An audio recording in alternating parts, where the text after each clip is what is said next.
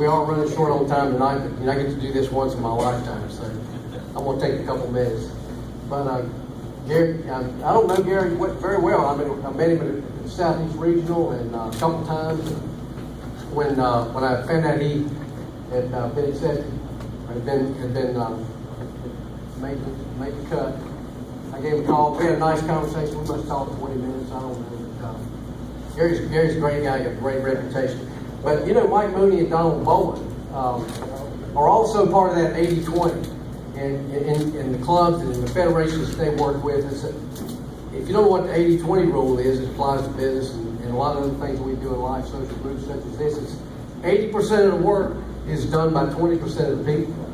And these guys are probably in the, it's more like 90-10. They're the strategy guys. They're the guys that are in the trenches making it happen, giving back to the sport. Yeah, they finished a few dogs and they've judged a few trials, but and for the most part, the people in this room are in that 20%. You wouldn't be here. You wouldn't be at this trial.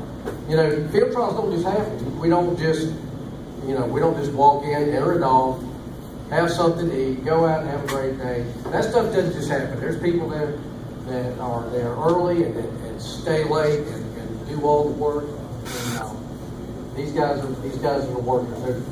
They're the folks who make it happen.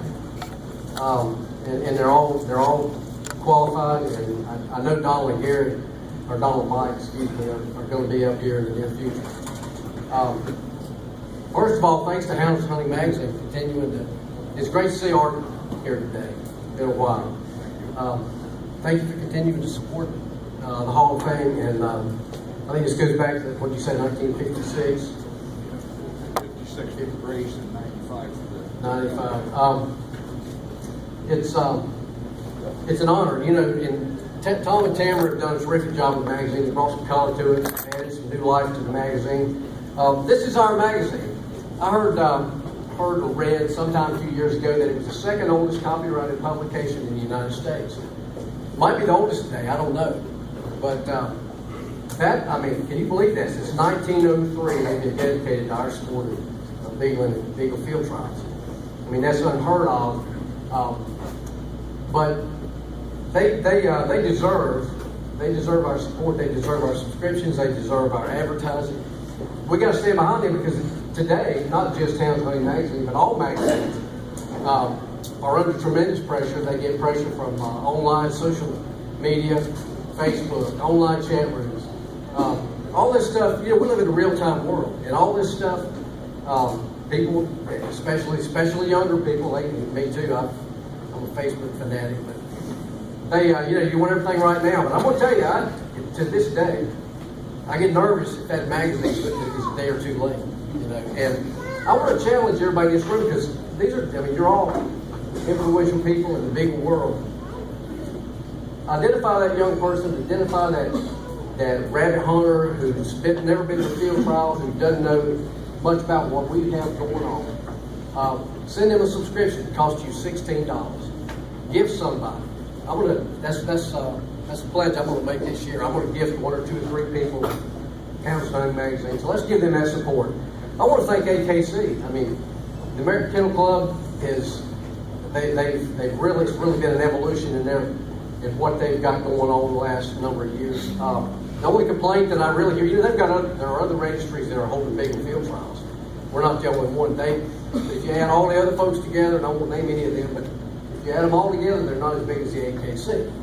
And they've been our registry for a long time and deserve our support also. The only complaint I ever hear about the AKC is, well, look at the prices.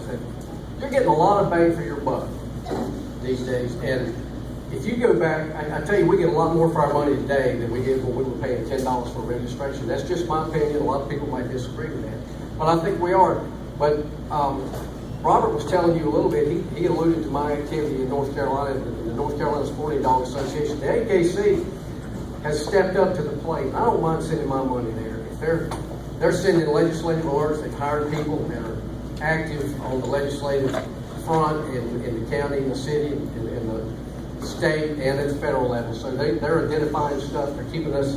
We had a county issue where I live, not this not very long ago at AKC.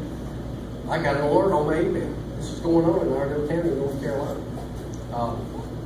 And if we need them, they're there. So thank you, AKC. Thanks to Arena once again. They've had a lot of thank yous tonight. We can't thank the Arena enough. I'm the current treasurer for the UBGF. I saw the check that was deposited on their behalf. It's a significant amount of money. So we cannot thank them enough. And they support us at the local level, and they support us, here at the federation level and at the national championships. I mean, Corinna's there, and Eddie Wiley is where? I'm probably looking at him. I don't know anybody that's more loves their job more than Eddie Wiley does. He's a tremendous advocate. You've already heard him tonight. He's a tremendous advocate for people, field trials and people, and we just appreciate you, Eddie. Eddie and I go back a long ways too. Since the first time I ever came to a national event, Eddie was there. So thank you so much. Number of people. I want to thank Dean Morehouse. He did my introduction write-up that he submitted to Helms Hunting, and he's another long friend, a guy that I've known for a lot of years. I'm gonna leave people out when I start naming folks. I mean, Fred Sheets and Art Clay. I mean, some of these guys would call me, and when this happened, and they said, they just offered me encouragement, offered me advice, and they're friends, and I just appreciate them so much. Believe it or not, in this long time, I had no idea how this worked. I mean, I've been to these banquets and seen a lot of folks step up to the microphone, and I didn't know how the nominations were done. I didn't know how they were ranked. I learned all that during the past however many months, and I just want to thank all these people. I want to go back. The most important thank you is probably for my dear wife Trish. She's here tonight, and she's given me encouragement and support, and she's tolerated me for a lot of years. She's got her interests. You don't see her at the field trial very much, but she's there feeding my dogs and cleaning the kennels and making sure that I'm fed, and calling me and making sure I got there okay. She's my support. We've been married 36 years. We're still telling people we're 40 years old, so I don't think I can pull it off much longer. She's got a better shot at it than I do. But we've been married 36 years. We got two great daughters who we adopted. They're part of the milestones of my life. We all have milestones. This is a milestone in my life. It was a milestone when I was saved as a young man. When I was married to my wife. These are all milestones. We had milestones when we adopted our two daughters. And we're talking about families. And we didn't have kids, but we do now. We got 3 grandkids from one of our daughters, and these are all milestones. We have milestones when we take that, we get that new job, whatever. This is a terrific milestone for me, and I can't say thank you enough. I want to go back real quick though, and thank the Tar Heel Beagle Club. I've been a member for 30-some years, and I was invited. I was just a rabbit hunter. My dad and I didn't know there was such a thing as a field trial. I'd never heard of a brace trial. Never heard of it. We just rabbit hunted. If the dogs brought the rabbit around, we shot it. They were good dogs. I didn't worry about whether they were fast, slow. Did we kill rabbits? That's all we cared about. My dad met a man named Howard Stamian. Most of you probably never heard of Howard Stamian. He's a dairy farmer in our area, and Howard, he and Frank Reese were very close friends. And some of you folks probably heard of Frank Reese. He was Mr. Gayham, Gay Baker, Gay Dash, Gay Fury, Gay on and on. And I didn't know it. He was inducted in 1996, and if I'm not mistaken, I'm the second North Carolina gun dog bigler to be inducted. Frank Reese was first. But these guys invited us to Beagle Club. We got in there. We met Leon and Mildred Gable and Steve Roos. We met Charlie. I think Charlie and Betty might have come along shortly after that. Leon Gable was the original first vice president for the UBGF. He was in on the founding of the UBGF. I had no idea. I'm hanging out with people that are in on this kind of movement. They knew what they were doing. I was just a rabbit hunter. Thought the world. Leon's since passed. He's He's no longer with us. Thought the world of him, and wouldn't be here if it weren't for them. Mildred is still alive. She's living. I won't get into all that. We're short on time, but I've got a contact number for Mildred. If anybody wants to call and say hello, give her a word of encouragement. She's still got that hyperactive little same voice and all that she always had. She's still got her mind. She seems like, and I had a good conversation with her just a couple of months ago or less. So get with me later. I'll get you a phone number for Mildred and you give her a call. I think the majority of us know, if you're in the UBGF anyway, you know Betty Armstrong. You know, Betty was our secretary for the UBGF for a lot of years. These are all Tar Heel Beagle Club members. And I mentioned Steve Russell. He was out of it for a while. Steve ends up rabbit hunting with some buddies that took my dogs, had no idea they were my dogs. And we've gotten reacquainted. He's been out to my enclosure helping me reestablish some stuff and work. And I might have him back into it for you before long. But it's amazing how far we've come. You know, back in the day when the Tar Heel Beagle Club was in the early stages, all the clubs in the Southeast were struggling. I mean, and I've been all over the country in my career. I've been up north. A lot of those clubs were brace clubs that converted to SPO. You know, they've got enclosures, running grounds. We all ran in the wild. We had no clubhouse. We didn't have money. I remember there were times when we pitched in and put money in the bank to pay what bills we had. Today at our club, the Tar Heel Beagle Club is a 501c3 corporation. We own 80 acres of property. We've got a nice clubhouse. We're in the process of totally revamping our property. We're in through the NRCS. We're in the EQIP program, and I can go on and on and on about the Tar Heel Beagle Club. One thing I want to say about it, and I want to talk a little bit about the future, about growth. Gary mentioned how important our future is, but I've been an officer there just about since day one. And, you know, it's human nature. If somebody's doing that job, they're doing that work, you're going to keep on doing that work because people are going to let you do it. Today, our president is 26 years old. I think our vice president is 27 years old. Our field trial secretary is in his 20s. I'm the secretary, and our field trial secretary's dad is our treasurer. I stepped aside and I said, we brought in some more guys who were like me, that were rabbit hunters. We've kind of been in the community and brought some new blood into the club and into the sport. We're growing like crazy. Probably 10 or 12 good new active men. I don't care if we got 50 new members. If we got 10 new members that are working and they're there, that's the guys you want, and that's the guys we've got. Just got a lot of good stuff going on. But you know, when I was trying to early on, when AKC took over some licensed field trials, I'm trying to finish the dog. You got to drive all over the world. You know, there's a club here, there's a club there. Today, I can go within 3 hours. I can count 12 to 15 clubs without thinking hard. If you're doing 2 couple pack hunt tests, you can hold 4 AKC events. Throw in your derbies and all. There literally is a trial that you can go to every weekend of the year. And this is a testament to the growth. The last 30 years, since the mid-1980s, since I've been involved in this sport, I mean, it's a tremendous growth. Look at our federations. There are a lot of clubs like Tar Heel in our area, around the country. They're buying land, have bought land, building clubhouses. I won't start naming them all, but look at our federations. Look at the UBGF running ground that are going to be on tomorrow. Look at what the Deep South's doing. I hope we're just getting started. You know, this is not the pinnacle. I think there's a good chance that we're going to be. We can do a lot better. I think there's some keys to that growth that we can. You know, we've talked about the junior handler program. We've talked about we've got to have families involved.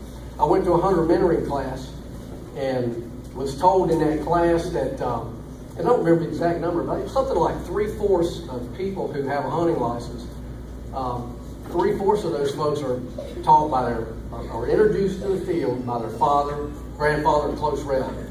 You know, they don't just walk out of the bank in a coat tie and go, I think I'm going to go rabbit hunt tomorrow. You know, we got to invite them, we got to bring them into the field. You know, you got to identify somebody, you got to be a mentor to that person, invite them to your club, give them that magazine. And let's grow our sport. The biggest key, and Mel mentioned mentioned sportsmanship. We have got to be. We're never going to always agree with what the judges have to say. We're never going to. It's a competition. Everybody wants to win, but we've got to be able to shake everybody's hand, walk regardless of what we think, walk out of the field, and go back to the house. And it's a responsibility of the field trial committees to make sure that AKC requires us. They don't ask us to. They require us to address issues. You got two guys going in the parking lot. You got somebody that's parading one of your judges. We got to handle it. We cannot have that if we're going to grow this sport. We got to embrace all formats. You hear guys in two couple pack talking about them fast, crazy SPO dogs, SPO guys. Well, I wouldn't feed those things. It takes them all day to circle a rabbit around. Well, there's room under the tent for everybody. Our judging is subjective. It's always going to be. We got a great rule book, but our judging is subjective, and we got to embrace all formats.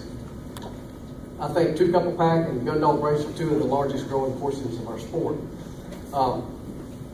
And last, be aware of the politics in your area. I was also told I've been in that same hunter mentoring class. In most states, 3 to 5% of the population has a hunting license. North Carolina, there are 10 legislators that have a hunting license out of our House and Senate. That's shocking. But if you do the math, that's about 4 or 5% of the legislators. So they're reflective of the population.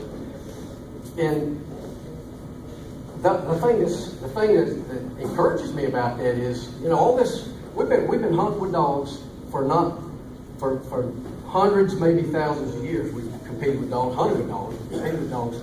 The animal rights movement's only decades old.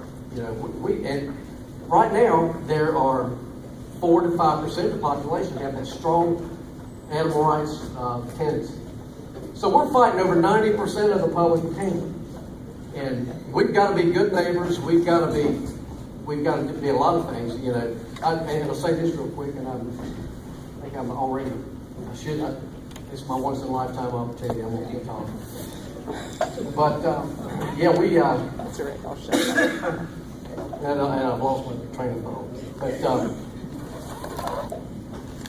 as far as animal rights activity goes, we can fight.